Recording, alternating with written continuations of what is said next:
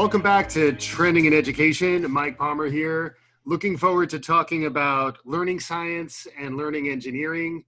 With me, I'm joined by Ulrich Boser, the founder of the Learning Agency and the Learning Agency Labs. Ulrich, welcome to Trending in Education. Thanks so much for having me here. Really grateful. Yeah, and as I've been digging around, looking at what's new and what's emerging trend-wise, there are some long-standing trends that are continuing to see traction. One of them is really around the concept of learning science. We've talked about learning science several different times on Trending in Education, but I'd love to get your perspective as someone who was in on this concept and really evangelizing the power of learning science, 5-10 years ago. I'd love to get some of your longer view on what learning science is and how is it an emerging trend that folks should be keeping track of. Yeah, really happy to discuss this. Been working on science of learning for quite a while and seeing also some trends within that I think really would be of interest to your audience. Great. So what would you call learning science? How would you define it? Or is that a term that you use? Sure, yeah. So learning science, science of learning, I would define that, or I see it as the body of work that goes around exactly how people learn. And it has sort of two strands to it. One is focused on social and emotional learning. And then a second aspect of it is really focused on memory. And when we learn something, we store it in our memory. And how our memory works has some distinct patterns, and we can study those through research, through replicable research, and they really have powerful implications for how people learn and that are valuable to anyone who's trying to learn or teach anything, whether it's a e-learning course or trying to get someone who works with you to figure out that very important accounting software. Yeah.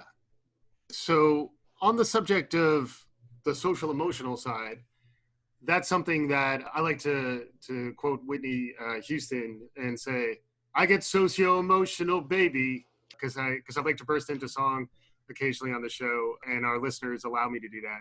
But what's new and emerging in terms of that domain? Because it was something within the last, say, 5 to 10 years, second half of the 2010s, it seemed to be something that was such a rising tide that maybe it was getting a little stale. So I would be curious from your perspective, what's new and emerging within the domain of social and emotional learning, heading into the 2020s?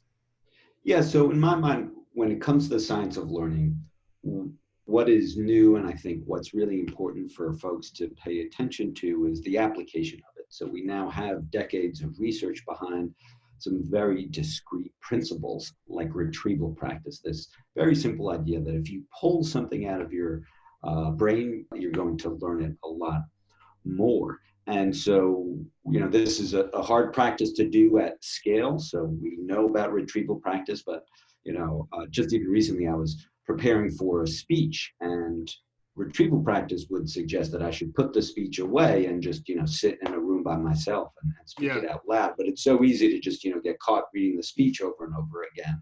Right. So when we look across the landscape, just seeing different platforms, different educators, whether it's, more low stakes quizzing, trying to encourage retrieval practice more in online platforms. So people summarizing research, really seeing that transition from, okay, this is now really clear. It works in the lab.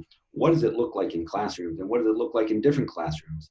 Right. We know these principles work, but like in medicine, there are going to be different populations, different contexts when these types of interventions work more. And so now really trying to understand, when does it work for who and when, and taking these principles and really making sure that they work for educators and work for students. That's awesome. Yeah, it reminds me of the old saw of the kid saying, "Are we going to be quizzed on this?" And it turns out he was a budding learning scientist, because if he knew that he was in fact going to be quizzed on it, he was more likely going to pay attention because he was going to be quizzed. I mean, that's the reality. And then secondly, by virtue of being quizzed, it would help consolidate and reinforce his memory. The other part of the social emotional that I'd love to get your perspective on is really the first part of that example, the motivation side. Like how do we think about really gaining the learner's attention and then motivating them to lean into the hard work of learning. Because the other concept that you were putting out there reminded me of the idea of desirable difficulty too, where like you actually want to have enough resistance in the system to kind of keep the learner engaged, but not too hard. And then if it's too easy, maybe they drift. So I'd love to get some of your perspective as a thought leader in learning science. How does the motivation side of the equation work? Yeah, motivation is incredibly complex. I think, as all of us know, sometimes you're looking to do things for the reward, sometimes you're doing for that intrinsic motivation. And Mm-hmm.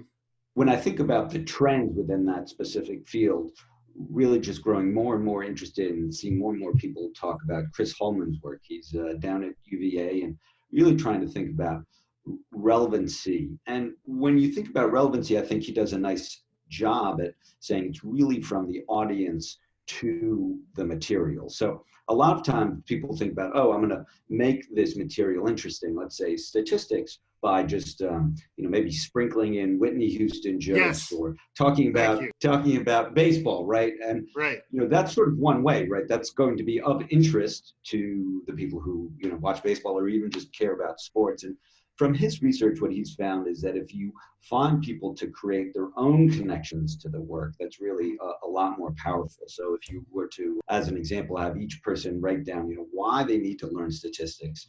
For some individuals, it might be that they know that they're going to become a nurse and they need to understand that maybe, they like gambling, maybe, Right. whatever it is that makes it relevant to them. And so I found that really powerful, this idea, Mm-hmm. and seeing more and more people talking about it, that motivation and relevancy in that is really this one way. It's not something necessarily being created by the platform or the environment or the kind of educational ecosystem. It's really from the person to the material. And so what are Right. ways that we can spark people to get interested in that way?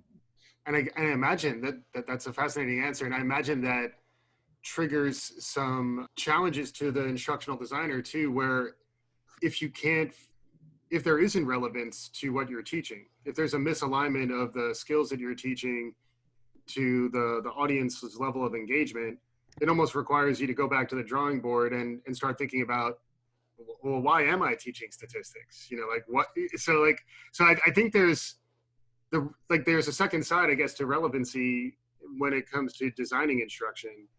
And could you talk a little bit about that? I'd be curious your take. Yeah, I mean, look, there's some material where people are really excited to jump in on, and we all have those wiki pages where we want to learn about some little thing that you or happen to geek out on. Then there's other material, right, where it's Excel pivot tables. I'm going to go out on a limb here and just say that I don't think there are a lot of people out there who wake up in the morning and are like, oh, Excel pivot tables. That's what I need to learn today. But sometimes, you need to eat those vegetables. And so Right. then the question is, these vegetables, and those vegetables are going to be, broadly speaking, different for different people. It's sort of how you present those. And then, how at the beginning, you can even just say like, hey, today we're going to learn about Excel pivot tables. How are you going to find this useful in your work? How are you going to find this useful? And some people are going to say, yeah, this is going to be great for my office job. Some people are going to say, hey, I'm planning a wedding, and this is going to be a great way for me to figure out how much in debt I'm going to go, or how much in debt my children are going to go. And so really just trying to bring people along so they can find out how they are going to make it relevant to their own lives, as opposed to, I think, in a lot of instructional designers and really anyone. It's just sort of a metacognitive problem. You just assume people are going to be interested, or they're going to be interested in the same reason that you're interested in, as opposed to letting them find their own way, their own connection. I love where you were going with that, because that also, reinforces the idea of the benefit of a diverse and inclusive group, especially when they can hear each other's takes. Because then, as an instructor, you can start to demonstrate in the spreadsheet example, demonstrate the flexibility of the tool and the fact that us humans are so great at applying, tools to novel situations. Really, really, really interesting stuff there. And I get excited about this topic as well, and I think trying as you said to, be inclusive. And then also I'd like where you had set that up, and but also allowing people to also really bring their own histories to that, Yeah. and acknowledging that these are going to be different paths that we're on as we learn. Yeah, fascinating stuff on the social emotional side. And the other thing that, if we get a chance, I'd love to get your perspective on artificial intelligence. And so, like, how we recently did a few shows about some forecasting that was saying, it's likely that human creativity will still outstrip AI's ability to make a lot of lateral connections and be quote unquote creative in a lot of the ways that we currently measure human creativity for at least the next 10 years.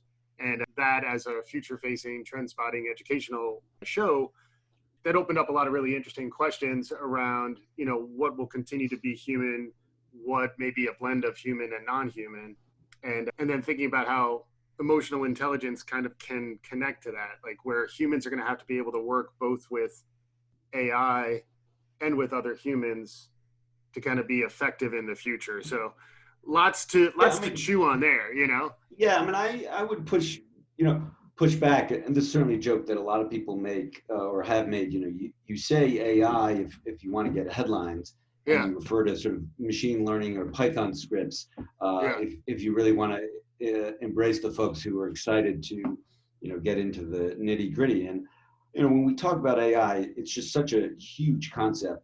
Trying to break that down, I think, is, I think, really important. I'd really argue that, natural language processing, which is of course a subset of AI, is by far going to have the most impact when we think about education in the next years. And some of these other AI things, while exciting, like, making lateral connections, are really pretty far off. yes, Well, NLP is something that, it still has lots of hurdles. The machines still don't really understand human language, but a tremendous amount of applications there for education that are really rich. Seeing some of them rolled out already. And, beyond that hype, as people think about AI, just trying to go into those specific domains, yeah. like emotion detection or feedback, or, machine learning or big data. But, within that, I think NLP, this natural language processing, is really the trend in the shorter term that I think can have a much bigger impact.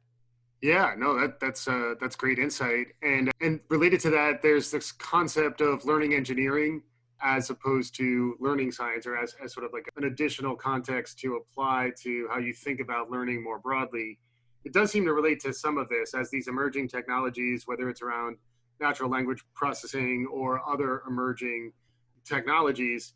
As I understand it from what you were describing as we were setting up, the learning engineering is almost the connection to technology and digital solutions. I'd love to hear maybe you flesh out a little more the distinction between learning science, or the science of learning, and learning engineering. Sure. I know you've had other folks on the show like Brewer Saxberg. I'm a huge fan of his, really one of the pioneers in this work, talking about, learning engineers, and as a way of thinking about richer forms of instructional design.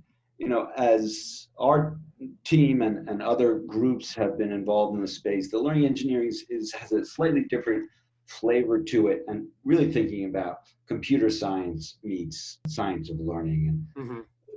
for us, that's really thinking about, how can we use these big platforms, big data, to better understand how people learn. And this is a show, of course, talking about trends and those new ideas that excite people within education. But there are some like basic, rudimentary concepts in education that we actually don't have good research on. My favorite example is, should feedback be immediate or delayed?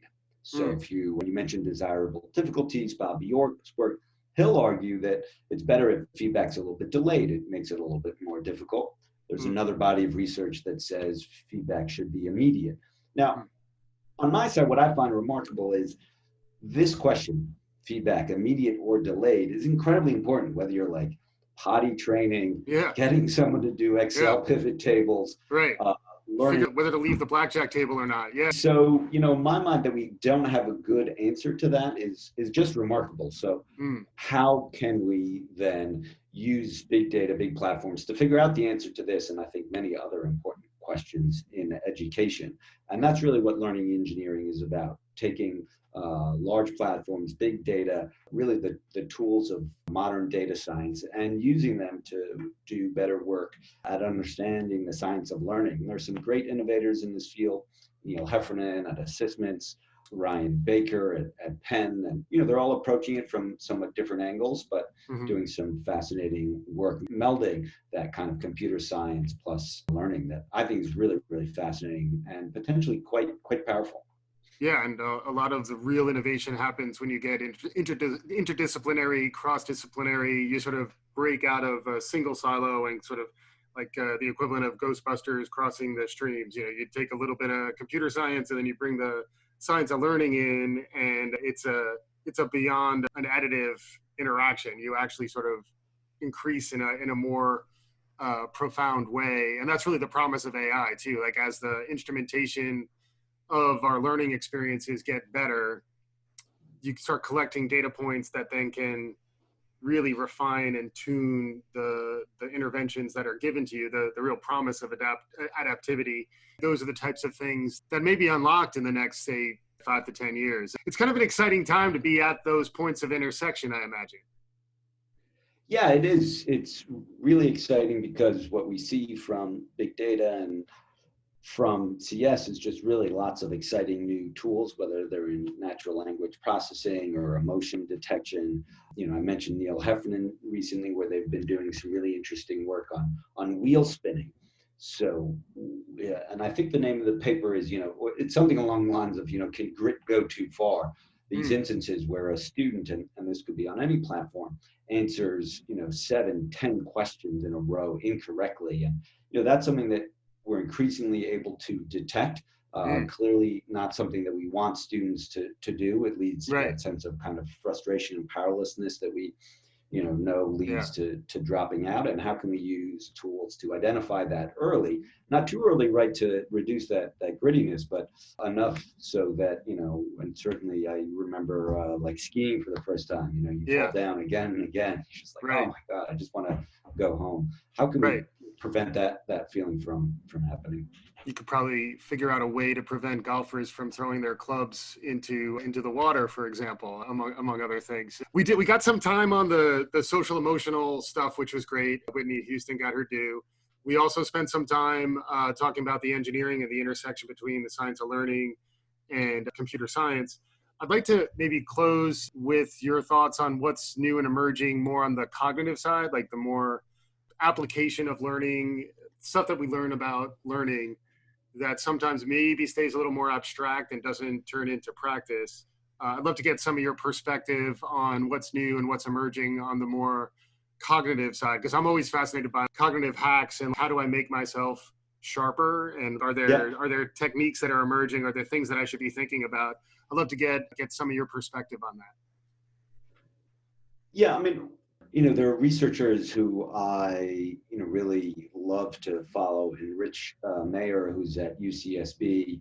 I'm sure his name has been dropped around here before, but he and others, John Sweller down in Australia, have been doing, just interesting work on cognitive load. So how can we reduce the amount of extraneous information so that people learn more effectively? So one example of this is, having background music in videos, instructional videos, turn out to be less effective. And his most recent work, I find this really powerful, in part because I do like going onto YouTube and watching instructional videos. I had to put together a tent recently and, went on there. And so most instructional videos, as many of your listeners might know, we're on a Zoom right now. So, the person is facing the camera. But it turns out that there's some good evidence from Mayer's lab and others that show that what's actually more effective is to have the camera kind of ride on your shoulder while you're, if you're pulling together the tent or fixing the carburetor. And one of the theories as why this is true is cognitive load, that, if the teacher is facing you, then you have to actually kind of flip everything in your mind as opposed to like riding along on the shoulder. So, to answer your question, in my mind, cognitive load, how Mm, can we make sure that people are learning exactly what they're supposed to be mm, learning? Some really fascinating stuff on there. And then that one example I find just really powerful when you just look at so many instructional videos, whether they're embedded in a platform or, of course, free for anyone to digest, like something like YouTube, how often this principle is yeah. just ignored. Yeah, and it would argue for more GoPro helmets on instructors, which would be an interesting thing to experiment with. I did want to make sure we spent a little time talking about the lab that you're operating. Can you give our listeners some perspective on that? Sure. The Learning Agency is actually two different organizations. The Learning Agency Lab is our nonprofit where we're doing a lot of work to share more about the science of learning. So we have sort of a mini magazine blog. We're just really trying to cover what we see as some of the latest developments and trends in this field. And then there's also the Learning Agency, which is more of a consultancy where we're working with organizations and foundations and nonprofits to really push their work and mainly really devoted as a mission-driven organization at a high level to scaling the science of learning. So often seeing people doing things like using highlighters or talking about learning styles where we know there's no evidence, and then some other learning practices, whether it's spacing or cognitive load or retrieval Yep. practice, where we know there's a lot of evidence. And what can we do to do some of that translational work within platforms or within ecosystems to really get that information out there to help people become more effective learners? That's fantastic. Yeah, it's definitely worth a follow, worth tracking. I think I tracked Ulrich down on Twitter, where you're posting on occasion as an individual, and the learning agency and the learning agency lab are the places to find all this work. And then as we wrap up here, Ulrich, I'd love to hear, maybe outside of learning, maybe it relates to learning more broadly, any trends that are capturing your attention. Like what are you seeing emerging on the landscape? What's around the corner? What's sort of maybe an insider's take on what's new and emerging in the world today? Yeah, I mentioned a little bit about emotion detection and gave the example of struggling students, but really excited about, within the AI space, both in terms of natural language processing, where there's been some interesting work by Sydney DeMello and Angela Duckworth, where they're able to use the language that students write in the Common App to predict their grittiness in college. So the degree to Mm, which students talk about struggle and teamwork. So how can we do more to kind of identify, and Ryan Baker has been doing a lot of this work as well, identify that emotion to better figure out, where are they frustrated, where are mm. they excited, use some of these big data tools to improve, instruction. One thing that we feel like is very young and potentially really powerful. Yeah, and I'd like the crossover move there as well, going from, I think AI, there's almost a tendency to think of it as helping on the cognitive side and not helping on the more emotional, social side. But there's no reason why you can't apply that technology set to solve some of these more emotional problems. So I think that's a real interesting space to keep an eye on. Any parting thoughts, Ulrich? It was great to have you on. Thanks so much for joining. No, would love to, hear from your listeners, a powerful podcast, and excited to keep up the conversation. Awesome. Ulrich Boser from the Learning Agency, the Learning Agency Lab. A wonderful resource for folks who are interested in the science of learning and just staying out ahead of where the world is going. Thanks again for listening. We'll be back again soon on Trending in Education.